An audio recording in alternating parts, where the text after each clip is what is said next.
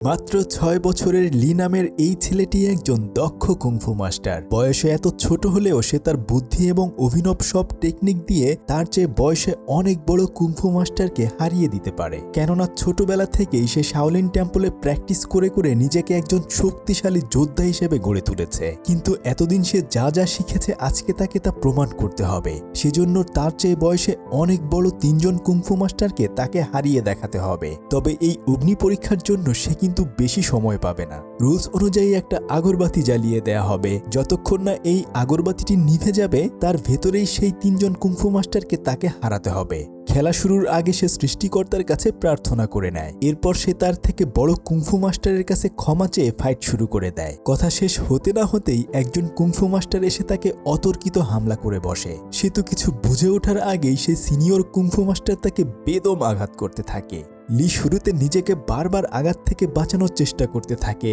সে কোনোভাবেই এই কুংফু মাস্টারের সাথে পেরে উঠছিল না। বরং যখন লি তাকে সর্বশক্তি দিয়ে আঘাত করে সে একটুও তো ব্যথা পায়ই না। এমনকি সে তখন আরামে ফ্লোরের উপর বসে থাকে। কিন্তু একটু পরেই ওই কুংফু মাস্টার তাকে সজোরে ধাক্কা দিলে সে একটা খুঁটির দিকে উড়ে চলে যায়। কিন্তু সে বয়স ছোট হলেও সে তো ছিল অনেক বুদ্ধিমান। তৎক্ষণাৎ সে নিজেকে বাঁচানোর জন্য ওই কাঠের খুঁটির উপর থেকে পায়ের উপর ভর করে শূন্য ভেসেই সে তার সিনিয়র কুংফু মাস্টারের বুকে সজোরে আঘাত করতে থাকে। কিছুক্ষণ আগেই ছোট্ট লি হেরে যেতে চাইলেও এবার সে সর্বশক্তি দিয়ে ওই কুংফু মাস্টারকে ধরাশয়ী করে ফেলে। সে এবার তার বুদ্ধি এবং টেকনিক দিয়ে একটা বাঁশের ঝুড়ির ভেতর তার সিনিয়রকে আটকে দেয়। এরপর তার কাছ থেকে মাফ চেয়ে নেয়। এভাবে সে একজনকে হারিয়ে দেয়।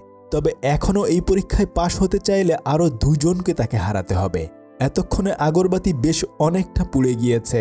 এবার দ্বিতীয় কুংফু মাস্টারের সাথে তলোয়ার বনাম লাঠি নিয়ে ফাইট করতে হবে। পূর্বের ফাইট শেষ হতে না হতেই এবার আরেকজন কুংফু মাস্টার এসে তাকে তলোয়ার দিয়ে আঘাত করতে থাকে। কিন্তু শর্ত মোতাবেক লিয়ের হাতে কোনো তলোয়ার থাকতে পারবে না। সে একটা লাঠি দিয়ে ওই কুংফু মাস্টারের সাথে লড়তে থাকে। ওই কুংফু মাস্টার তাকে ২টো তলোয়ার দিয়ে আঘাত করতে আসলে সে তার লাঠি দিয়ে আত্মরক্ষা করতে থাকে।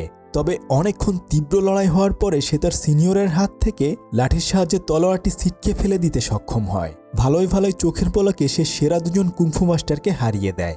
আর মাত্র একজন বাকি রয়েছে। তাকে হারাতে পারলেই লি এই টেম্পল রানের সবচেয়ে সেরা কুংফু মাস্টার হয়ে যাবে। লি তখন দেখে যে আরেকজন কুংফু মাস্টার বসে বসে তসবিহ গুনছে। সে একটা তসবির গুটি ছুঁড়ে মারলে সেটা খুঁটিতে লেগে আয়নায় গিয়ে পড়ে, যার কারণে আলোর রিফ্লেকশনের কারণে লি ভালো করে চোখে দেখতে পায় না। কিন্তু এভাবে তো হেরে গেলে চলবে না। সে তখন দৌড়ে গিয়ে ওই কুংফু মাস্টারকে লাঠি দিয়ে আঘাত করতে গেলে সে চোখের পলকে তার মাথার উপর দিয়ে উড়ে পেছনে চলে যায় এবং পেছন থেকে তার জামা ধরে তাকে ফেলে দেয়। সে বুঝতে পারে যে আগের ২ জনের মতো হয়তো এত সহজে সে তাকে হারাতে পারবে না। তবে লি উঠতে না উঠতেই ওই মাস্টার এসে তাকে আক্রমণ করলে সে বুদ্ধি করে তার পায়ের নিচ দিয়ে বের হয়ে যায়। পেছন দিক দিয়ে লি তাকে আক্রমণ করতে আসলে বরং এবার দেখা যায় যে সে লিকে অনেক দূরে ছুঁড়ে ফেলে দেয়। তখন লি বুদ্ধি করে বলতে থাকে যে, মাস্টার আপনি তো অনেক ভালো কুংফু পারেন। এগুলো বলতে বলতে সে তার ওই মাস্টারকে বোকা বানিয়ে সেই আয়নার কাছে এনে তারই টেকনিক অ্যাপ্লাই করে তাকে পরাজিত করে তোলে। এতক্ষণে দেখা যায় যে আগরবাতিটাও প্রায় শেষ হয়ে গেছে। সে এই অল্প সময়ের ভেতরেই তাদের ৩ জনকেই হারিয়ে দেয়। এভাবেই সে ওই শাওলিন টেম্পলের সেরা কুংফু মাস্টার হয়ে যায়।